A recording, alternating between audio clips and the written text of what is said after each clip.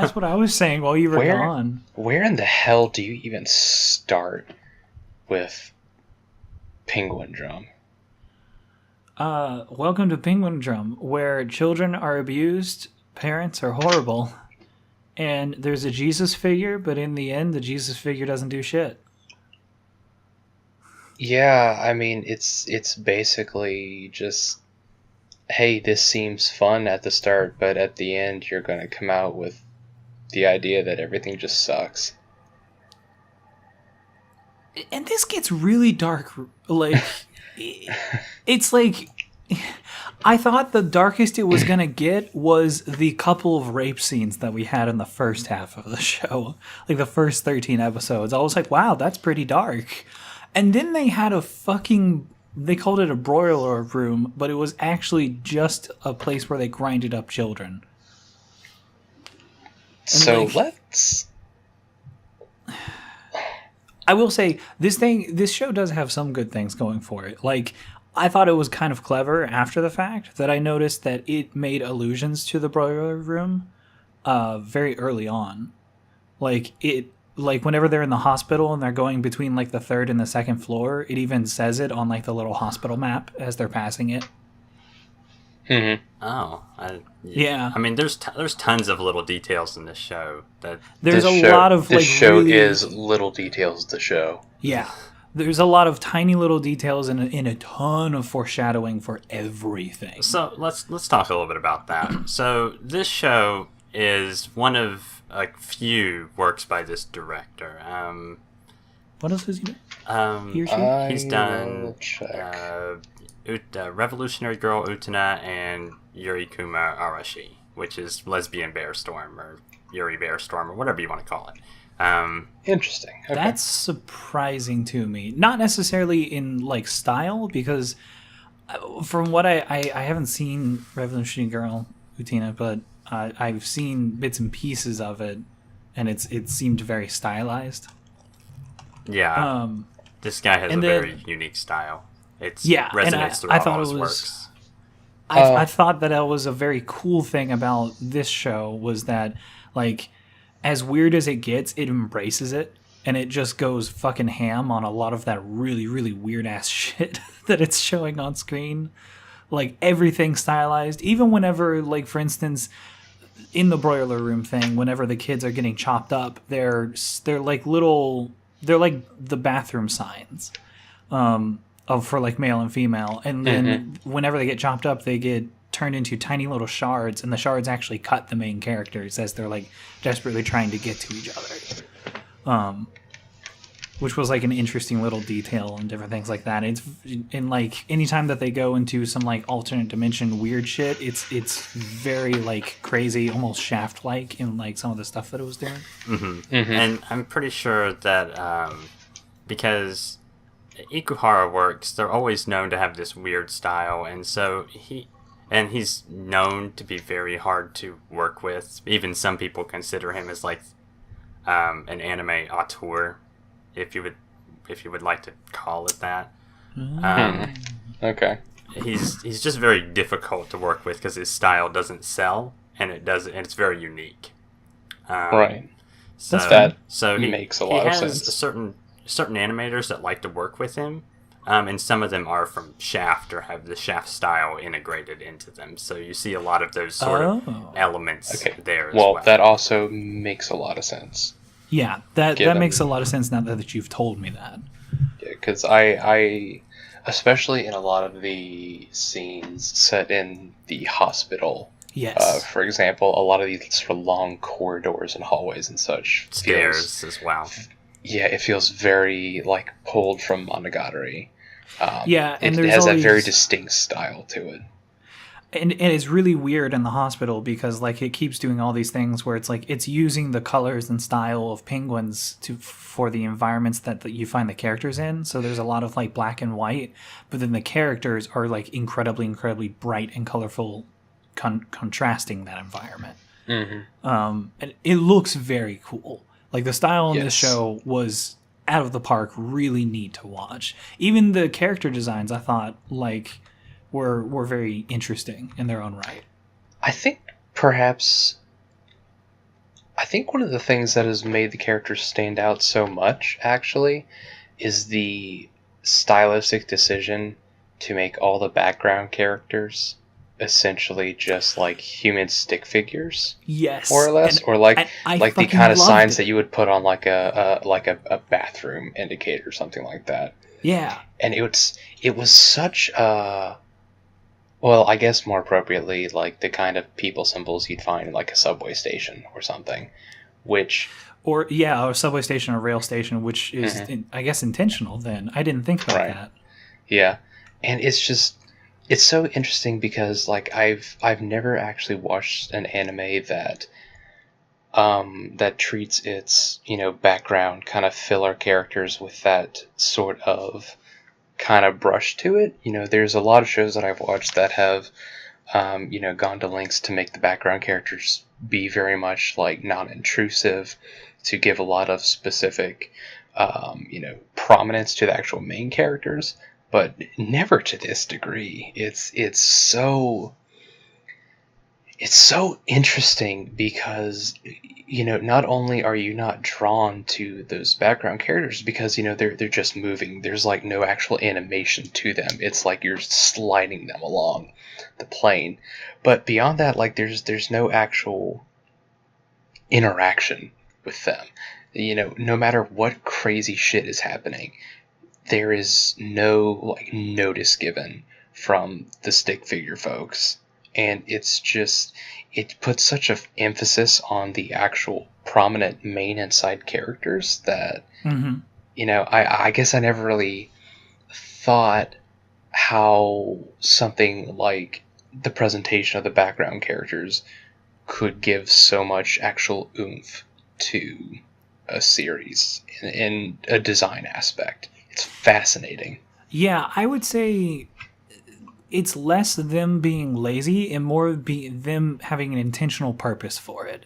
Yeah, Oh, absolutely. it saves them some extra time and hassle because they don't have to worry about the background characters.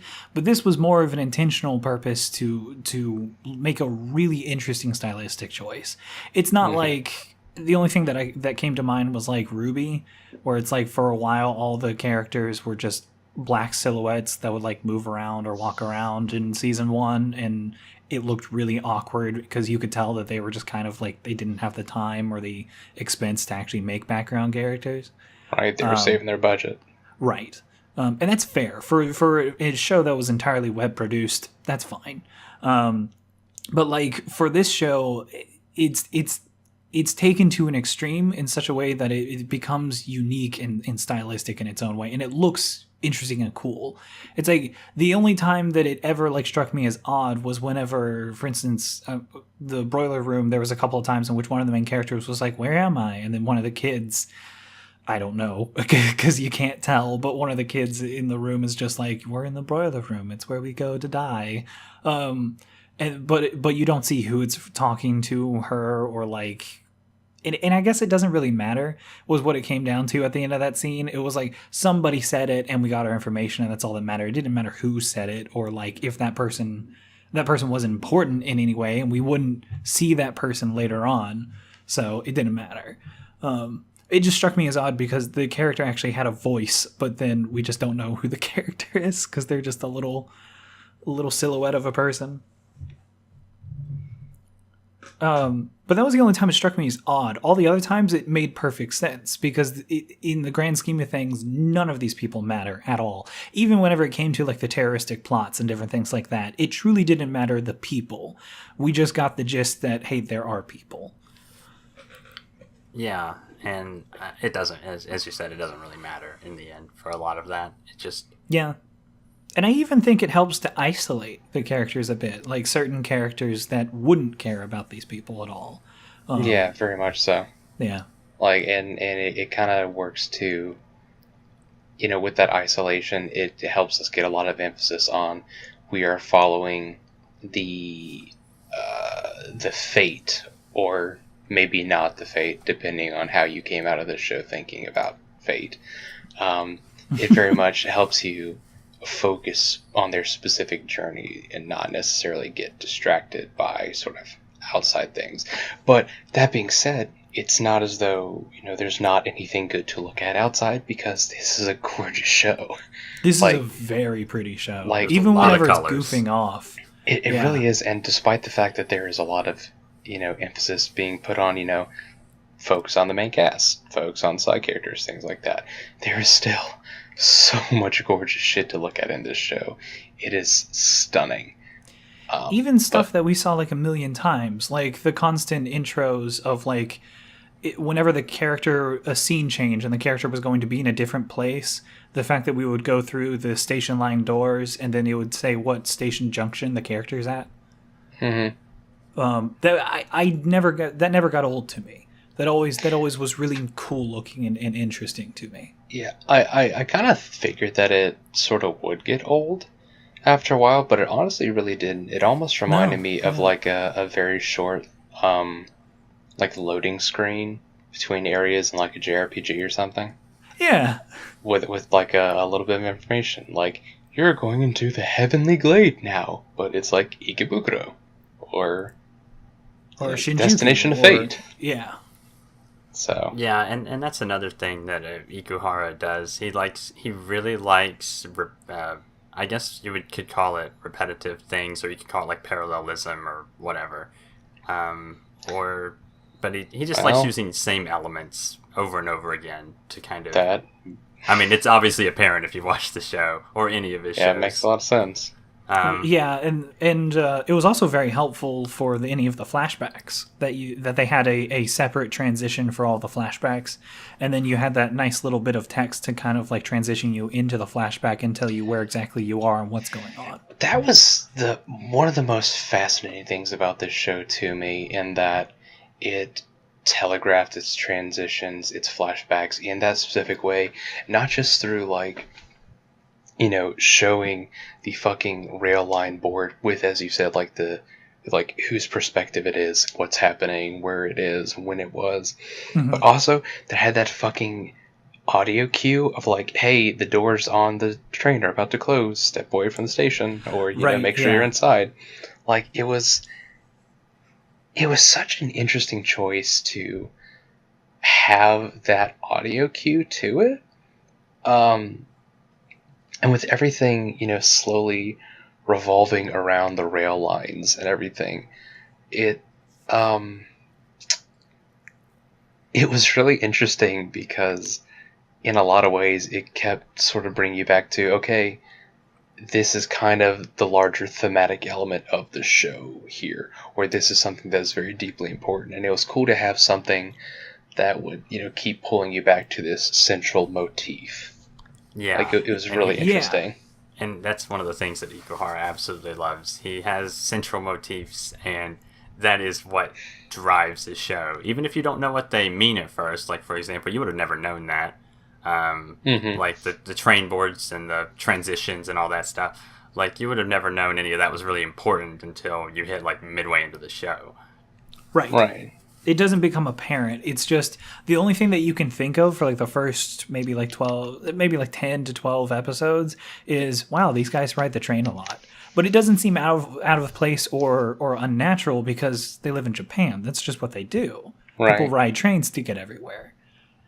And it's initially just kind of a neat little quirk of the show. I mean, even like it's halfway through Bump where, it shows like the actual title of the show moving one dot along in the subway I was going to bring path. that up. Yeah. That was the coolest thing to me, as I would, because I marathoned, like, I think I marathoned 15 and then 12, or it's total 24. Holy shit. Yeah, I shouldn't have done it. But because I marathoned through the show, it was actually a great way of not only keeping track of the episode that I'm on, but how much closer I was arriving to the end. And when you start to see that there's an end of the line, a literal end of the line for whenever the end of the show is coming up, it's like you get this, like, your heart beats a little faster and you get a little nervous. You're like, oh no, how are they going to fix this? It was very cool to see that. Yeah, it's all these itty bitty little details, and it's these small details, and like you said, Matt, like these specific motifs and this penchant for repetition that like really got me stoked throughout each episode. Yeah, I mean, I really enjoyed that, actually. And as you said earlier, you think it would get old, but it doesn't. It actually just, like, you know it's coming sometimes. Like, especially with that reoccurring sequence that when that Himari transforms into the penguin girl with the hat and stuff. Like, that every time that sequence happened, you knew what was going to happen. It happened. And I was just like, yes, it's happening again. I think the reason why I liked that is that each of those transitions where it just keeps happening, the song's really, really catchy, and so I was totally fine. It's also not that long. It's only like 30 seconds or something like that. Mm-hmm. So it's like, it's not like it's so long that you're like, okay, just please get on to the rest of the show, or like you start suspecting that maybe they just didn't have enough material to flesh out 23 minutes or something like that.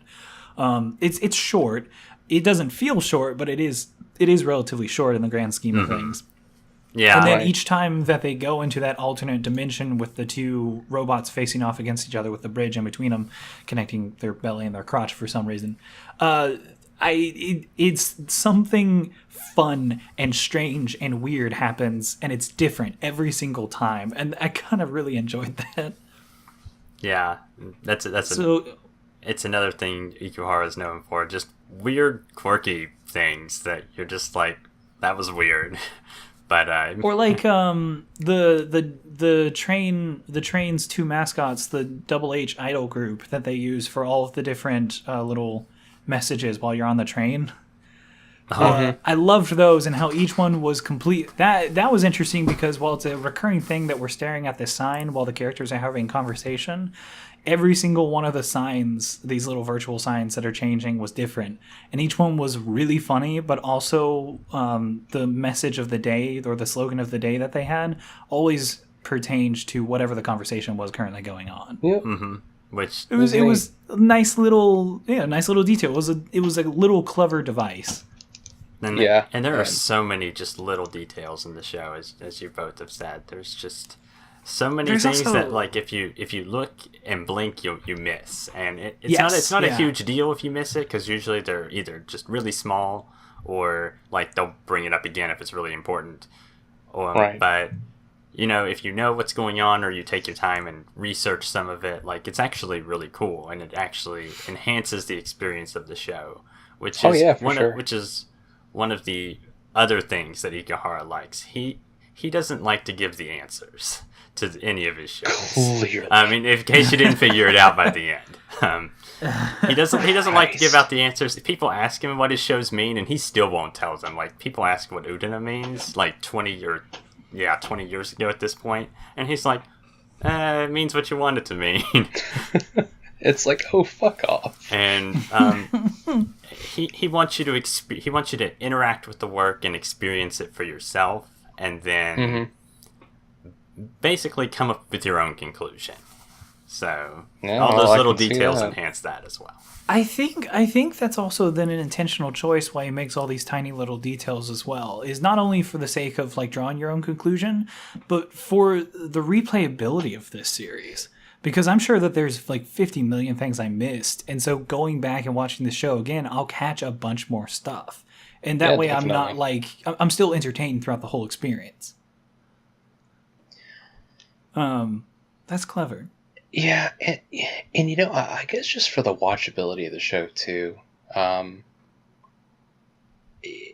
of like we mentioned, like really early on, there are parts of the show that get very, very, very dark, very quickly, and it keeps getting darker as the show goes on. And the most fascinating thing to me is that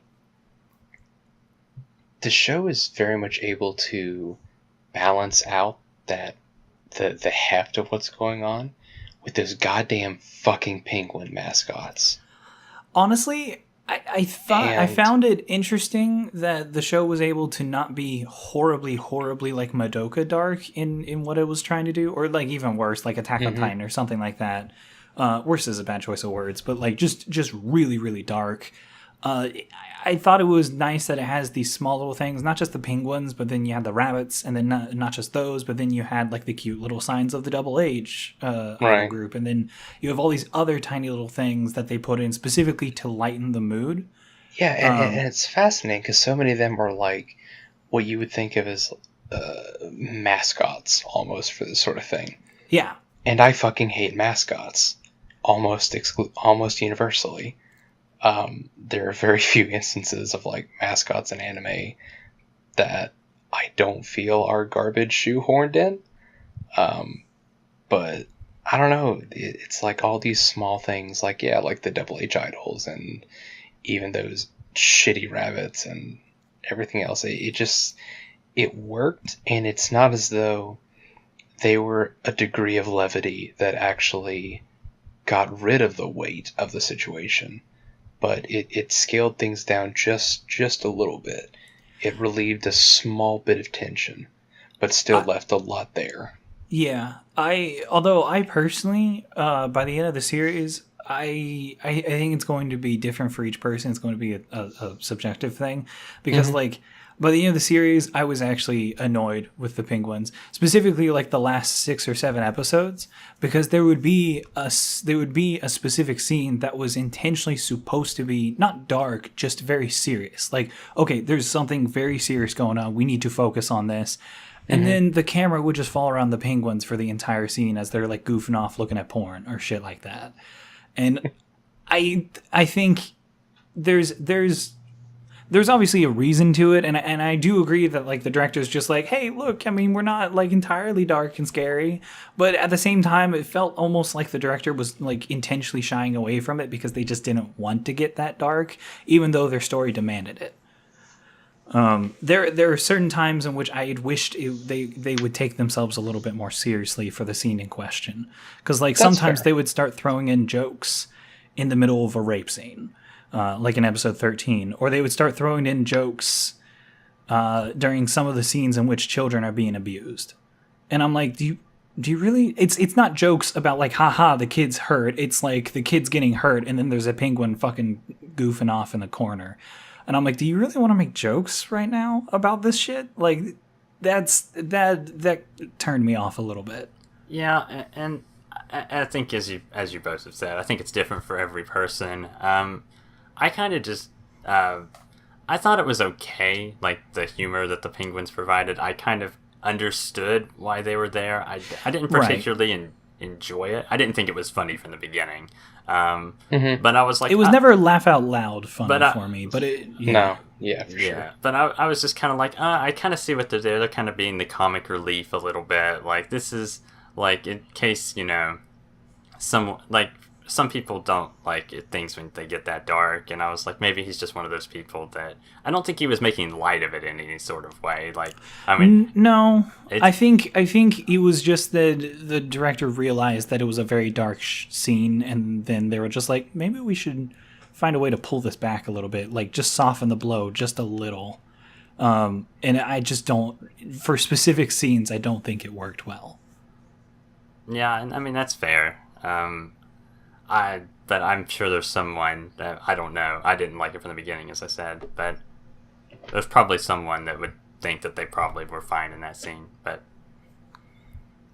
it's very much like it's very much like the droids in Star Wars. It's like R2-D2 and C-3PO commenting in their own small little ways while the actual plot progresses, which I thought was interesting whenever I first saw the characters. There's never a moment that I'm laughing out loud at like what R2-D2 and C-3PO do in those movies, like especially the original trilogy.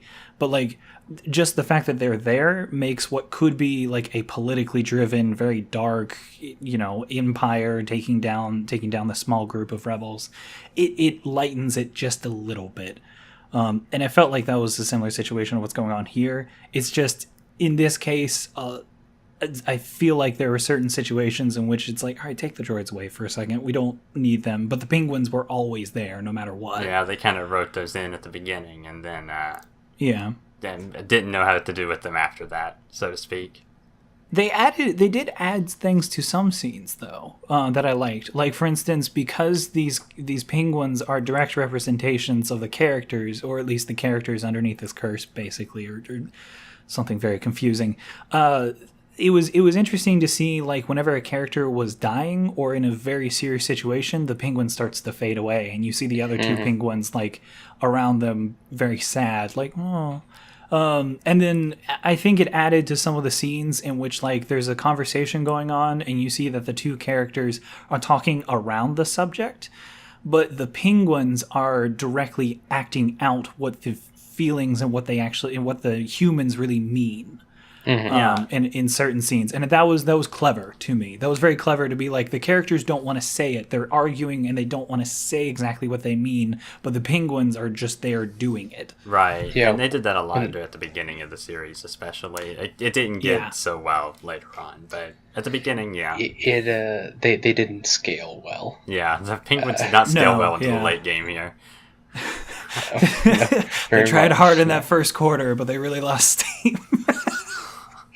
No, it's I think they were really clever whenever the series first started, especially whenever you're very fucking confused what the hell is going on. But then as it goes on, you kind of understand what the penguins are to an extent, and then it becomes a bit more of a distraction. Even still, I thought it was a nice addition to the show, even if I wasn't sold on it in every scene. I was just surprised that they were mascots that I didn't just universally hate. Yeah, it was kind of quirky. It was a quirky touch. I thought it was okay. So yeah, it's another one of those like little elements that the director added in that I was like, well, that's neat. Yeah, it's very much something else. Really helps because this show got real fucking dark. The story. I mean, you say it's really dark. I don't think it was that dark, except in some specific scenes. It wasn't dark in the sense of like gore or grotesqueness. It was always stylized or portrayed in a specific way in which it wouldn't feel as dark as it actually is. But you had a father that chiseled away his little daughter's arms and legs, and she gladly did it because she was so freaking brainwashed by her father and wanted her father to love her. You had two kids that were starving in a box together and were going to die. You had a broiler room in which they chopped up little kids, and whenever they ask one of the main characters that's a political activist about it, he's like, nothing I can do. It's like there's very dark elements to this show, even shit that we even see on screen. Like every third episode someone gets hit by a car and you think that they're dead for the series, and then the next episode starts up and it's like, oh, okay, they're just in the hospital. Wow, we really like this hospital. Yeah, that's actually one thing, just a small detail, but that's something I found really surprised. Like, there was that one scene where, like, Kamba had to get the diary and was, like, getting on the back of a truck or whatever, or I don't remember. The hat. God, it was the hat, not the diary. And he got dragged on the floor. And, like, his pelvis is being destroyed by road and rash. He was just getting, and then it's just like, I've got some scrapes, but I'm okay for the most part. And I'm like, wow, you guys are really durable. Like, and that was just like a reoccurring thing throughout the series. Like, people are getting hit by cars, and I'm just like, wow, you're still alive. That's amazing. This is a miracle. And I mean, like they even fucking comment on that. Like, you know, the next episode's like, oh, you know, Show's okay. Like, he took a car head on, but he's totally fine, you asshole. And it's like, how are you so durable? Or something like that. Yeah, he makes a whole bunch of jokes about, like, wow, to be that durable, you must have a really thick skull or something like that, just hard-headed. Oh. Yeah, and I think it's funny as a joke, but then whenever your characters continue to be tortured and, like, just destroyed by vehicles and really shitty drivers, a couple of those guys didn't even hit the brakes. You actually hear the engine like as they're about to hit the person. Yeah. It's like, why are you revving? I mean, sick motherfucker. They panicked and hit the gas button or the gas pedal. It's all part of that curse, man. That big fucking curse. It's just like, jeez, man. I don't know. I thought that it was interesting, and a lot of the twists and turns that the series went through, I thought were really by the end of them telling the story, because it was a lot of them were like little segments that then fed into the overall plot, especially because a lot of them happened in flashbacks. I thought I always had a knee-jerk reaction where I was like, I don't like this, and then they go through the whole motions, and I'm like, okay, no, this is at least explained really well. But I still had a bad taste in my mouth from that initial thing of like, oh, another person got hit by a car. Oh, she fainted for the 16th time. Like, or, oh, this character who is actually supposed to be really powerful and strong suddenly, like, passes out and has to go to the hospital. And it got a little old to me that there's so many people, like, losing consciousness or getting, like, seriously injured just over and over and over again. And I get that the whole thing's a punishment game for the entire show. It just got a bit ridiculous to me by the end of it. It just, like, lost some of the actual stakes for you. It did. And it's kind of like watching a Michael Bay film or like playing Modern Warfare 2 or something like that.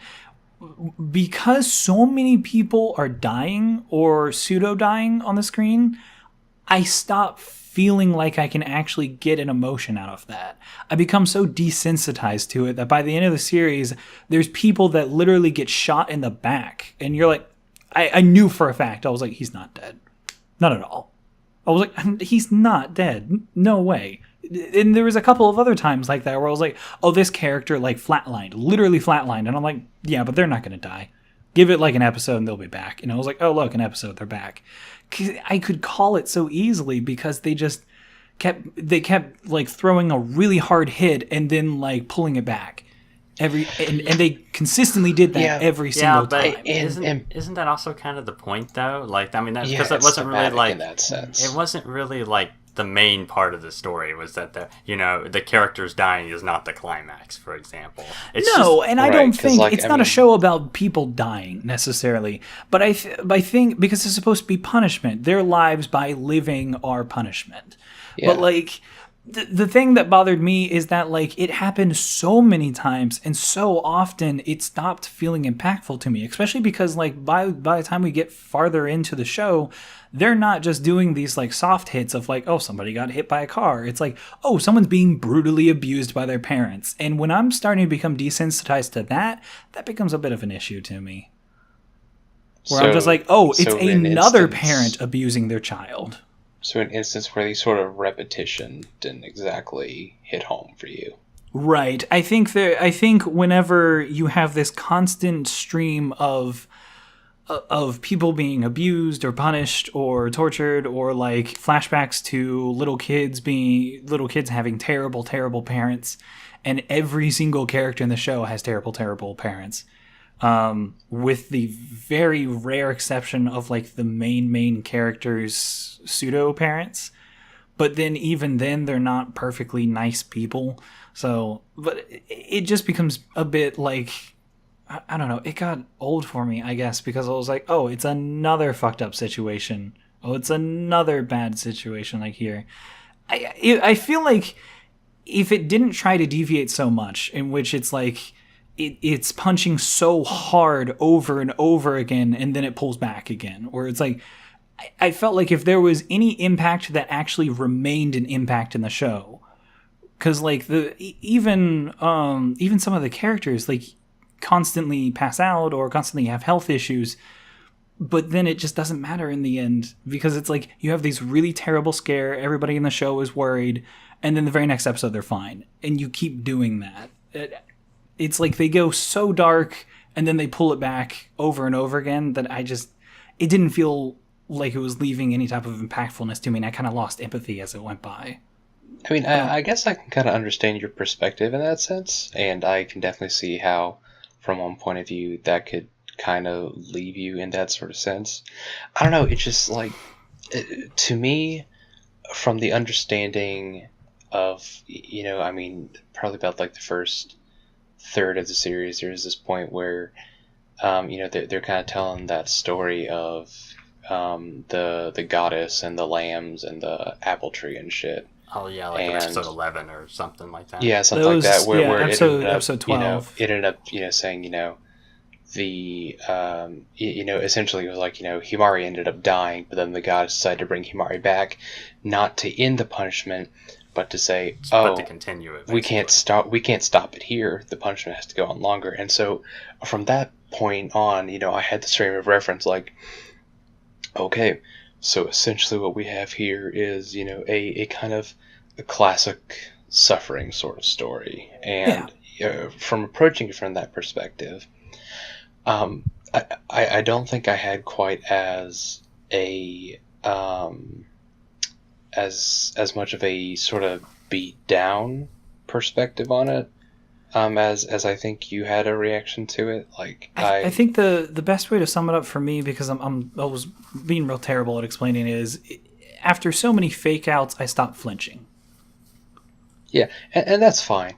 But I didn't think at any point in time that any of these major characters were going to die, because it was set up like everyone that is a important character is a cursed person in some way. Right. Either they're a cursed kid, or they're a semi-cursed adult at this point, or they are the remnants of a curse, or they are a memory of a curse. Everyone here is cursed. No one can die. No one can get out of this cycle.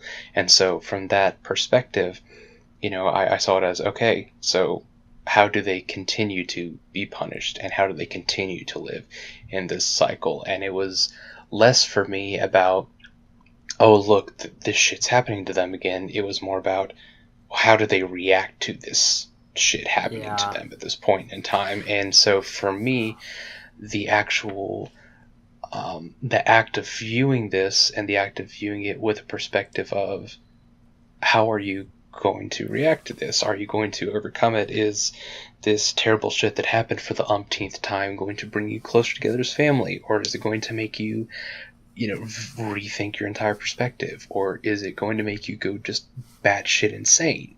And so for me, that was kind of the way I approached it. And I guess I didn't have that sort of like lack of empathy in that thing. Again, I totally get your perspective, but that's just not how it worked for me in that sense. I wouldn't say that it's a total lack of empathy. It's just like, it's kind of a twofold thing. I stopped flinching over it because I knew that it was going to happen, and when it did happen, it didn't feel as impactful to me because I knew that they were going to get out of it.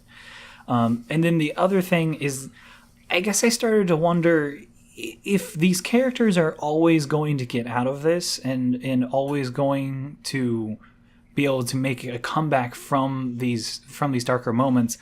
Why are we continuing to get so dark? Because like when the series first started, for the first like 12, 13 episodes, the most dark thing about it is that a character had an incurable disease, and that was very sad.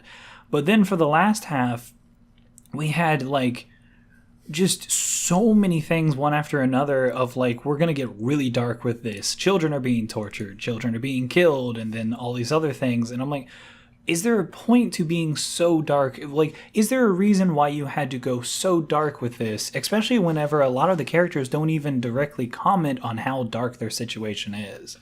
Like, a lot of the characters aren't like, yeah, it's an entire fucking train of people getting chopped up or something like that, or a conveyor belt of children getting grinded up. No, it's just them going, this is my fate. And then that's the only comment on it. And I'm like, what was the purpose of going that far? Just for the audience to get a reaction?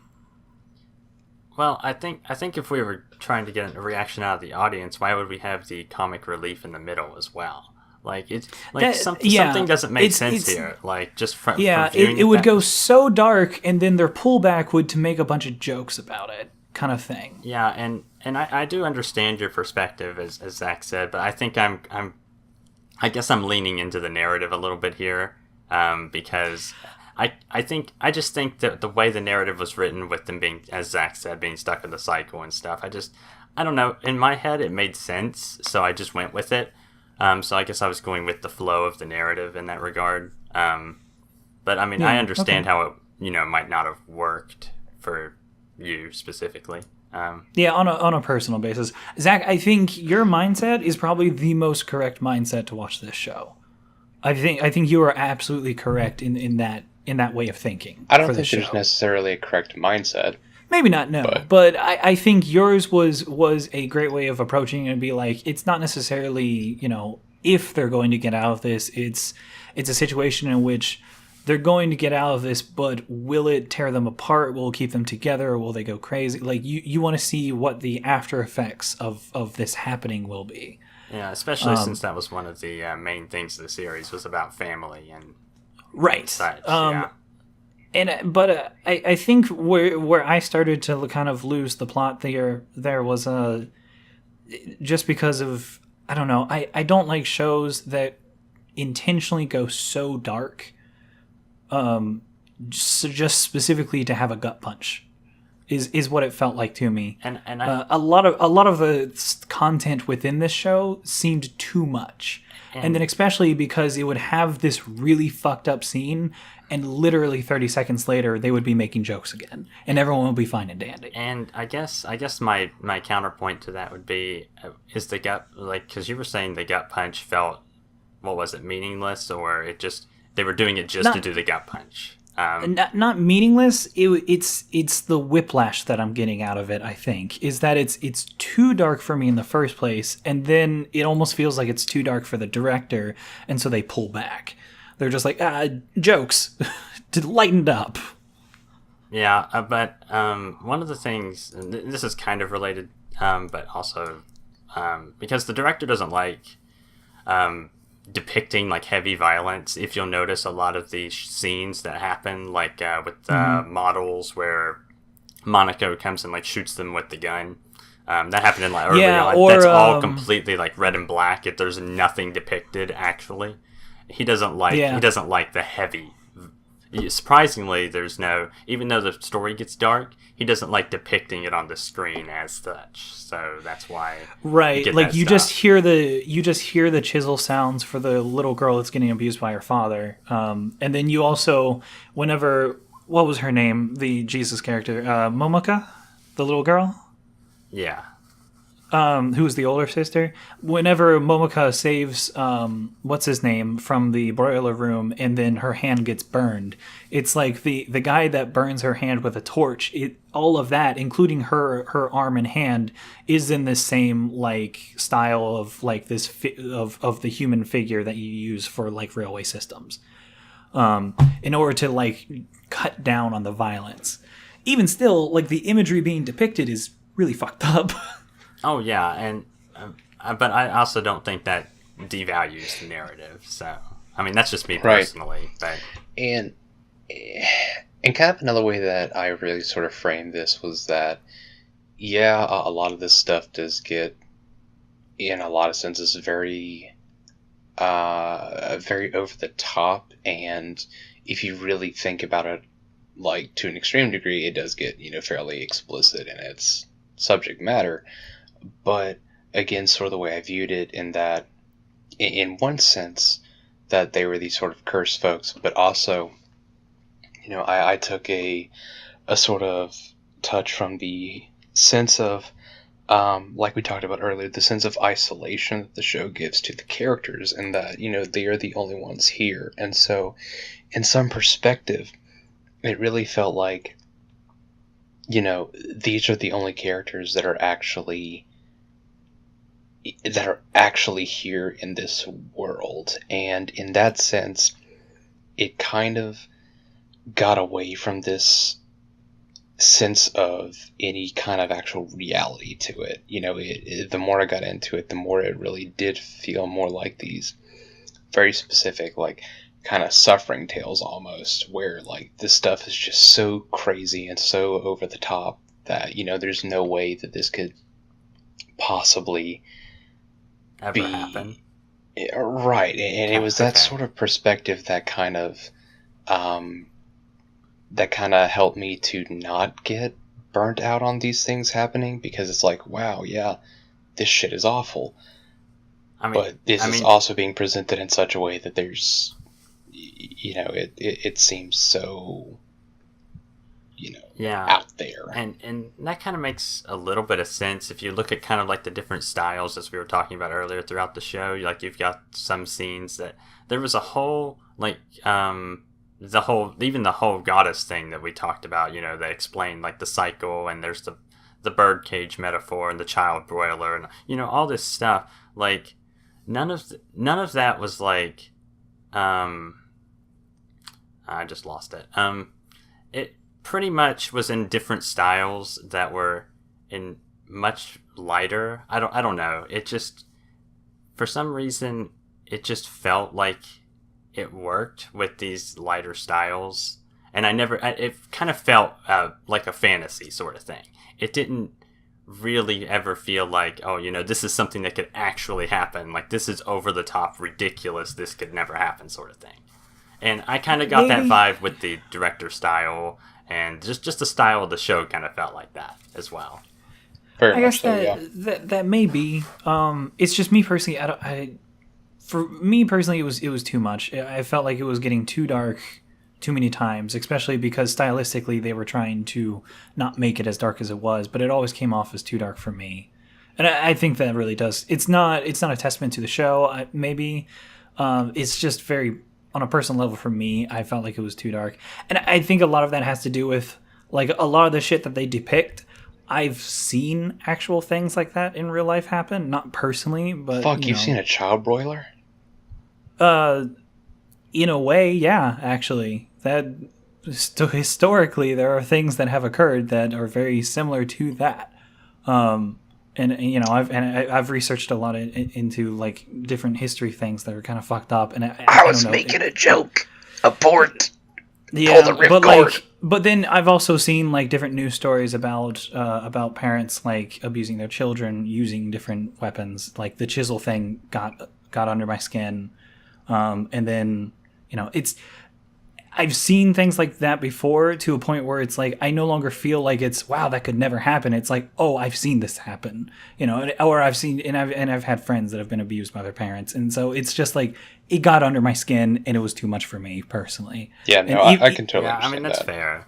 Like, and even if they stylize it up in order to like soften the blow, there's still a blow. Dark, yeah, how dark it was getting was too much for me as the show went on. And I think as a direct comment on like the fact that everyone else is a silhouette and the main characters, and it feels like these are the only characters on screen, I feel like sometimes that kind of worked against it, because there were particular scenes in which, like, for instance, later on one of the characters, the red-haired girl that was the actual biological sister, Masako. Yeah. Thank you. She gets shot by police, and then what ends up happening is that because these random people that we've actually never seen, we literally never see the police in that section. It's just dialogue and then gunshot blasts. But then because of these random silhouette characters, all of a sudden one of the other main characters is about to die, kind of situation. And then she randomly was about to die for some reason. But like, I don't know. There are specific points in which the silhouettes actually are interacting with the characters, and that kind of became a detriment to the fact that we have no faces to these characters, because it's like, oh, just a random force of nature is continuing the punishment game. That's fair. Yeah, I mean that's fair. I can understand that perspective. So getting into something else here. Yeah. I never really understood, because this show does a lot of symbolism and metaphors. I couldn't ever actually figure out, especially near the end of the show, this became really wobbly for me, because I feel like the border between like what was obviously metaphor and what was obviously not, like, really broke down for me. Yeah. Oh, a lot of it definitely. I think I know where you're going with this one, because like in the first part, it was like all those fantasy things with what's her name, and it was like really shoujo-ai. Yeah. And you could kind of see it done comedically, where it's like she starts acting out some of her fantasy, but it's not actually happening. But then as it keeps going, suddenly the fantasy world and the real world just start blending. Yeah, it just kind of what I was talking about earlier.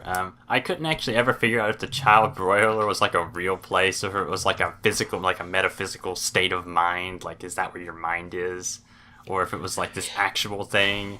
And I always felt like it was a physical place because multiple characters commented on it, and it wasn't just as in a situation in which like it wasn't just in a situation where it was like, you know, metaphorically these children just disappear from this area. It was like there were multiple characters that were like, yeah, that's a thing that the government's doing, or that's a thing that's happening here, and you know that's why we got to stop them.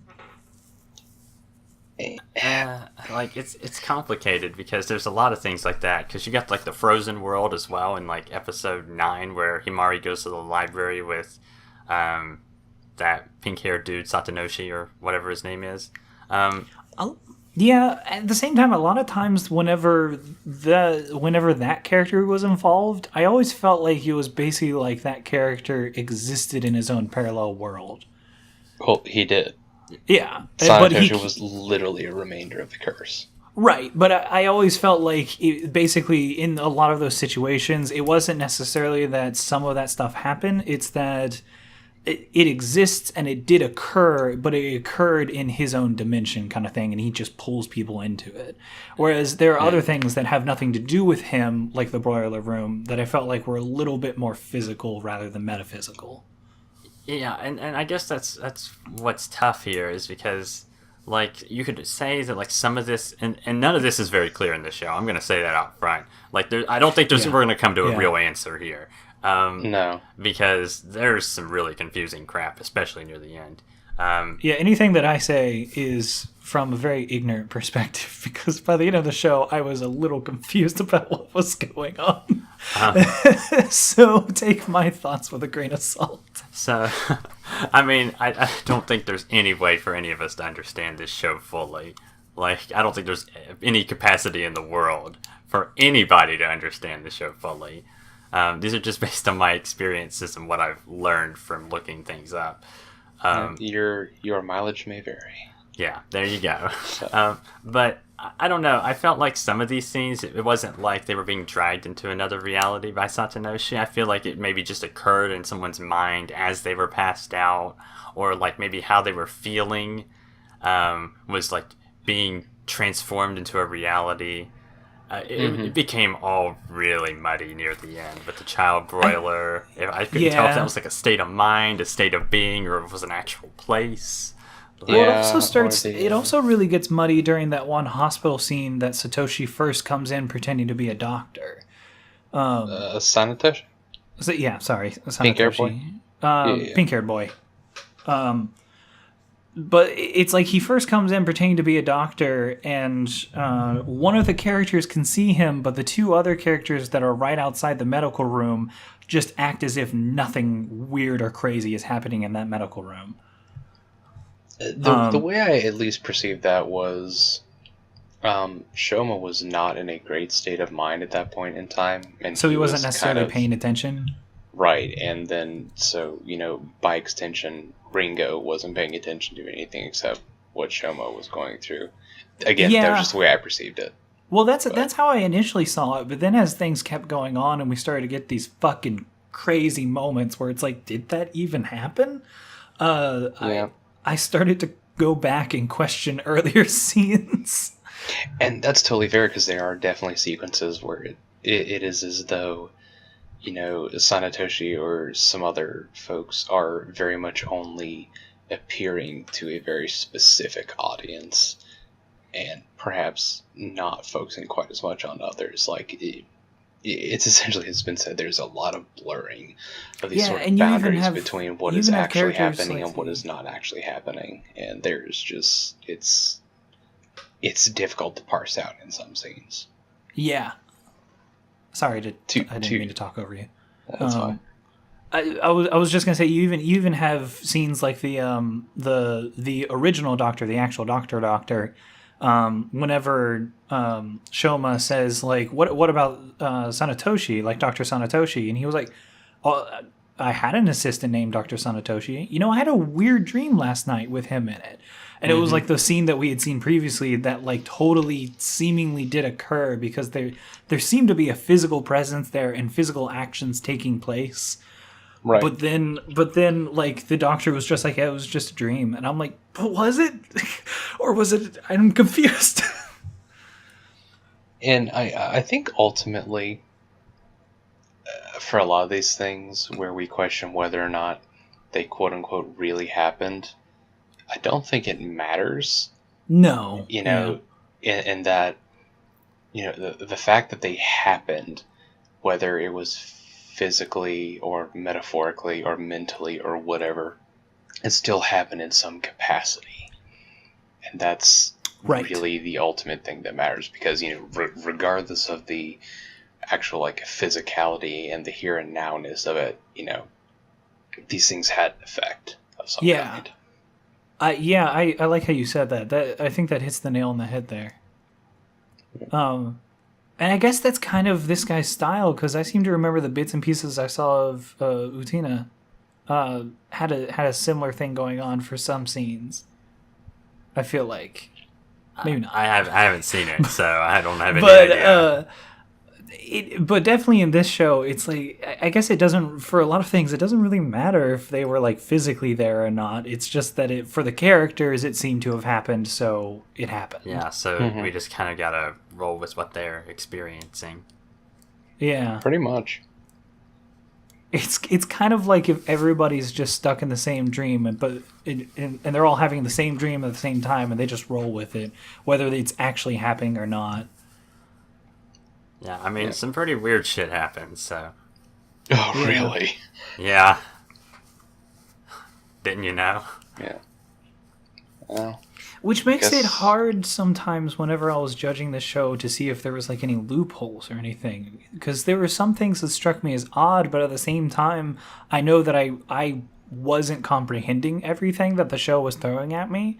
So I wasn't sure if what I felt was that there was an issue with the plot, or if that I just didn't get it. Nah, man, you just weren't part of the rock and roll band yet. You were just a rock and roll man.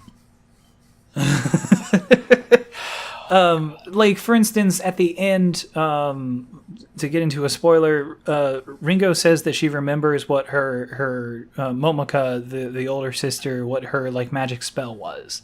Mm-hmm. And she says the magic spell, but it doesn't do anything, basically. What? It's like the two brothers basically end their own... They don't necessarily end their own... Well, they basically end the curse for everybody else involved.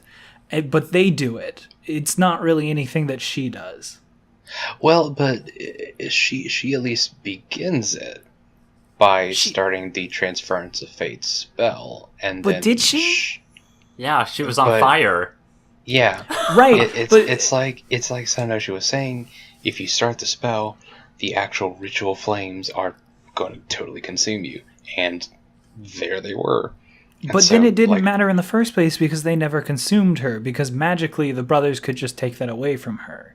Yeah, and I mean, you know, it's magic. They don't got to explain shit. You know, it is what it is. Yeah, I don't know. There was an activation of it. It rubbed me the wrong way, and I think partially it's because I was kind of annoyed at how the female characters were treated in the show in the first place. But like, it also rubbed me the wrong way because it's like the one thing that Ringo had going for her is that, like, you know, she finally could do this for the brothers, specifically Shoma, that she loved.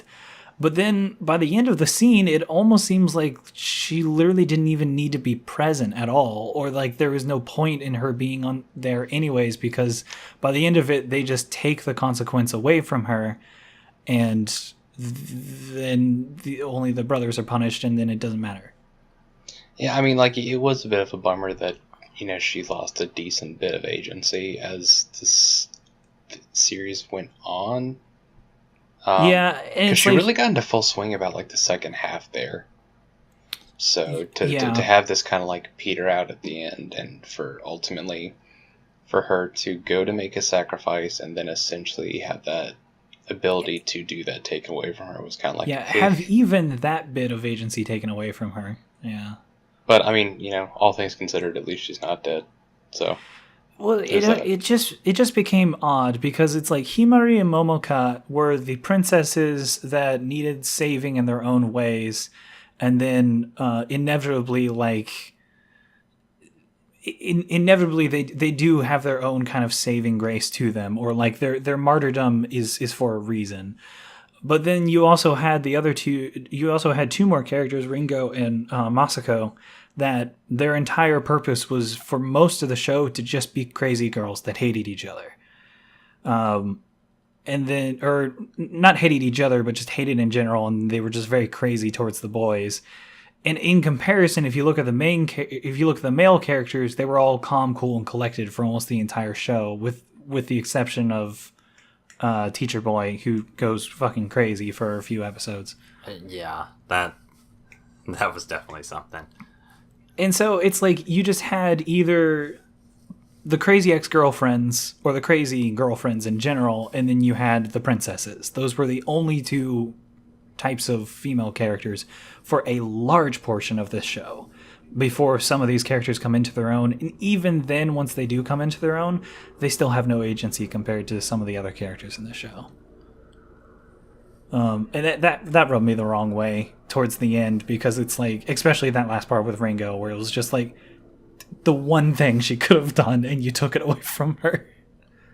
Yeah, and I'm not gonna sit here and try to argue, present a feminist theory or anything, because I'm not good with that anyway. So I'm gonna just say, there you go. Yeah, it also annoyed me, especially in the case of Himari, because if all three of them are supposed to be in this punishment game, why is everything that happens as a punishment her?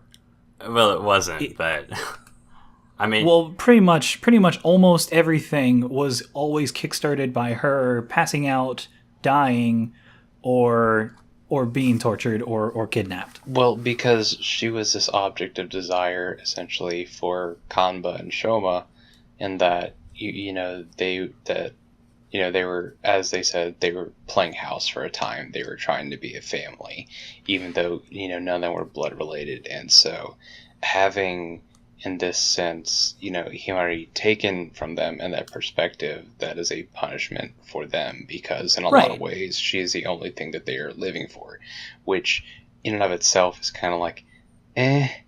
Yeah, I mean, it's like, it explains it and I understood it, but at the same time, I don't know if that necessarily makes it a good idea for a story, especially whenever it happens every other episode that she either is the princess needing saving, or she's the woman in the fridge.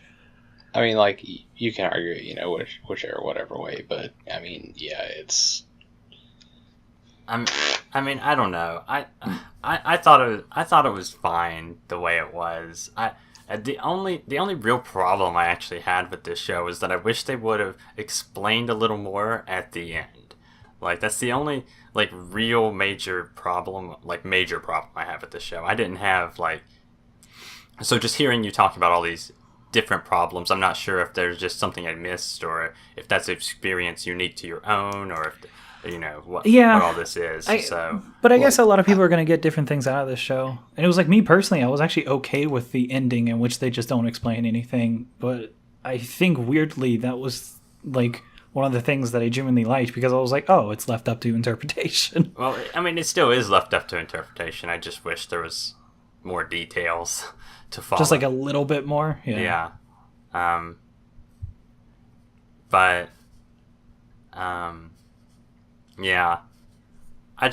don't know.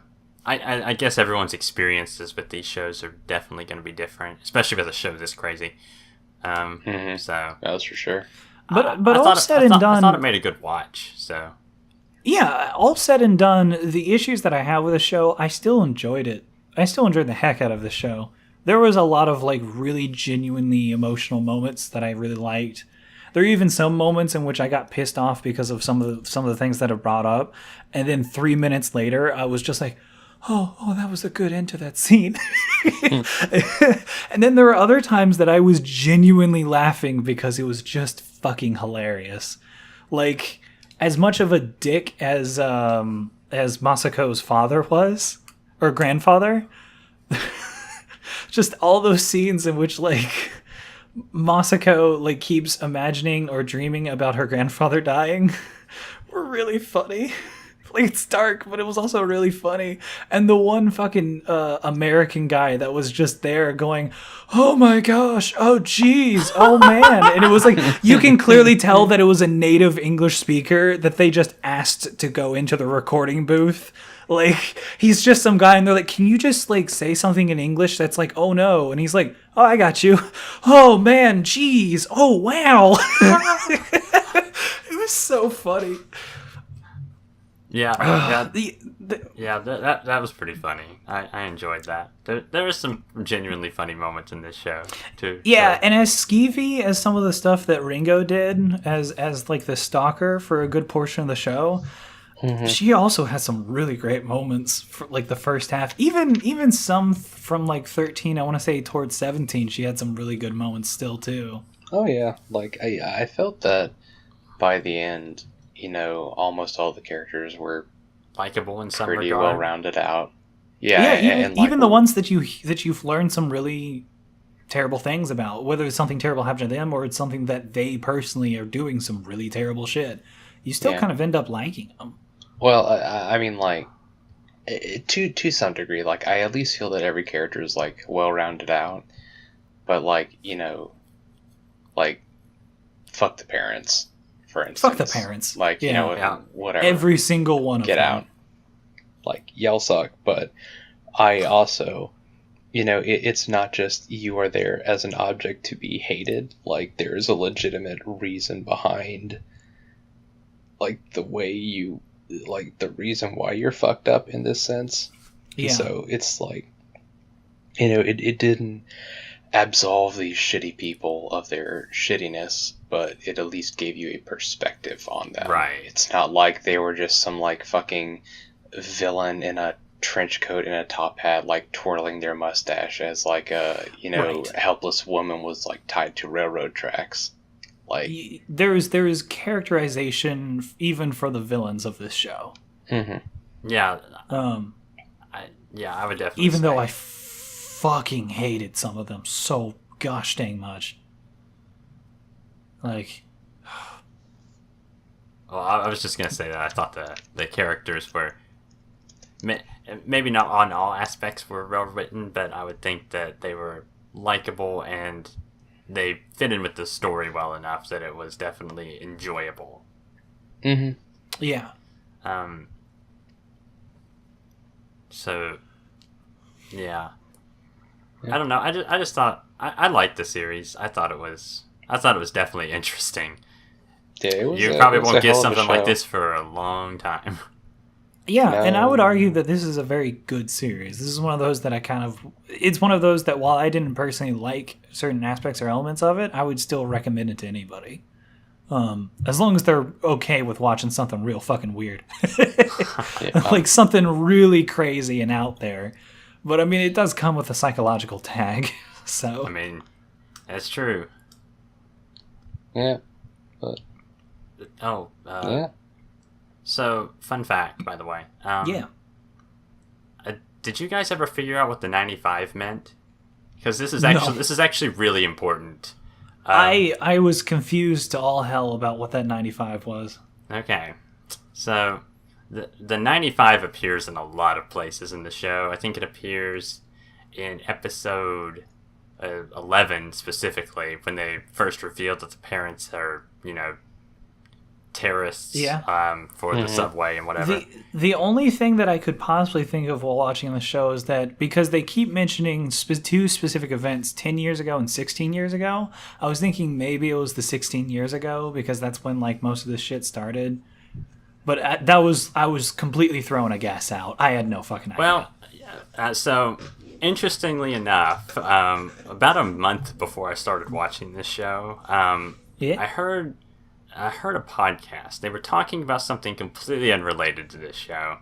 And there was a debate about, it was, I think, between Wave Motion Canon and Digibro or something. They did a podcast. And they were talking about something that was wrong on an Evangelion page. Because this is, and trust me, this sounds like conspiracy theory, but I'm going to get there.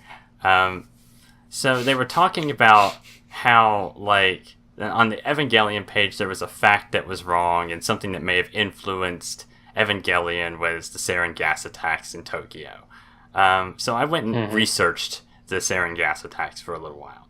I don't know if I've ever heard of that. That basically a terrorist. Really? Okay, and this is where it's going to get into that. I'm going to explain a little bit what that is in a minute. Okay. So it's a historical event that actually happened in Japan. And tell me if you've heard this before. So basically, there's a terrorist organization that attacks the subway system in Tokyo in 1995. Which, you know. 95. Yeah. So that's where the 95 comes from. And the only way you could ever draw this conclusion from the show, from Mawaru Penguindrum, was the fact that they directly, first of all, they do the tie-in with the organization that attacked the subway system in Tokyo. It was a disastrous event in Japan. It happened in February, I think, 1995. The only way you could actually possibly pull this from the show is there's an indirect reference when Himari goes to the library, and she's looking for that book. What is it? It's something like the Super Frog Saves Tokyo or something. Yeah. And the book that she's looking for has to do with the fact that one of the short stories was actually written in something similarly named like a month before the gas attacks, talking about something, talking about like a Kobe earthquake that happened like a month before the attacks that also happened in 95. And there's just a lot of like historical events that revolve around this 95 that are actually referenced in the show. And that's where kind of the 95 comes from. I also notice on Mal that the show comes out 16 years after 95, 2011. That is correct. That's the reason it's 16 years ago. Yep. Yeah. Okay. Yep. That makes sense, but I never would have been able to figure that out. Yeah, that is But that's really cool, though. Yeah. And trust me, I felt like a freaking crackpot conspiracy theorist after I was like, is this even related? Like, and I'm just sitting here like figuring it out, and then I realized that I looked at Wrong Every Time's blog, and he also made the same reference, and I was like, oh my god, I'm a fucking genius. But I didn't really say that, but I was like, oh my god, I'm not crazy. Maybe. That's really interesting, though. Okay. I guess in its own way, maybe this was on top of every other thing that this show, I guess, is trying to throw at us. This is a might-bit comment on, like, that terrible situation that occurred. Yeah, it's the worst terrorist attack that ever happened in Japan, so... Wow. How many people died? I don't have the exact statistic pulled up. I would have to actually... That's really... I would have to actually look. Sarin, jeez, that's really fucked up. Yeah. Yep. That makes a lot of sense, though, actually. Yeah. So, actually, I like having it parallel that. Especially because, like, all of the... We don't know what they are exactly, but the dolls... I guess they explode. But, like, the dolls that they use in the show, like... The teddies. Yeah, the little teddy bears. It was... They kept leaving them on all the different trains. Yeah, and...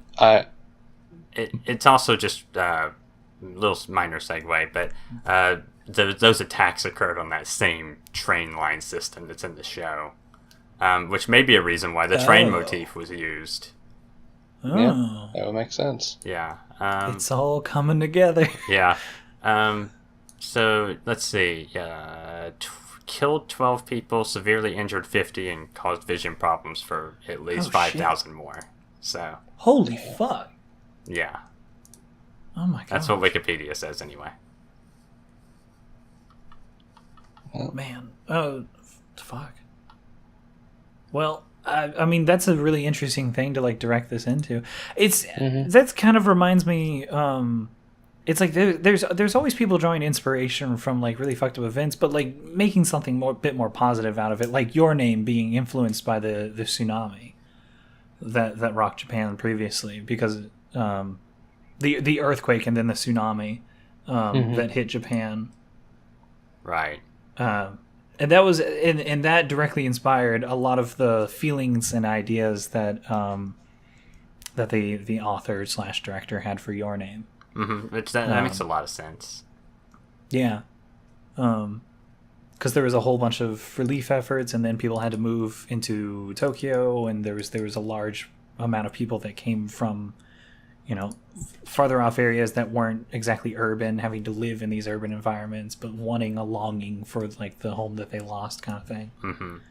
It's always really interesting when historical events actually tie into media. It's very cool. I find it really fascinating. Yeah, you see it a lot in books. I've seen that a lot in a lot of like classical fiction and different things like that. But I love it whenever I see it in TV shows. That's really interesting. I guess because maybe I just don't watch all the right TV shows, but like it's just insanely fascinating to me. Yeah, it's super interesting. Yeah, for sure. Not just a historical fiction or something like that, but like a show that just pulls on it. It isn't necessarily based on it. Right. Yeah, I feel you. Cool. I'm glad that you brought that up. That was really neat. Was there anything else that you can think of for the show? I feel like that's a neat little kind of way to cap this thing off. Yeah, I think so too. Yeah. For all the stuff that happens in the show,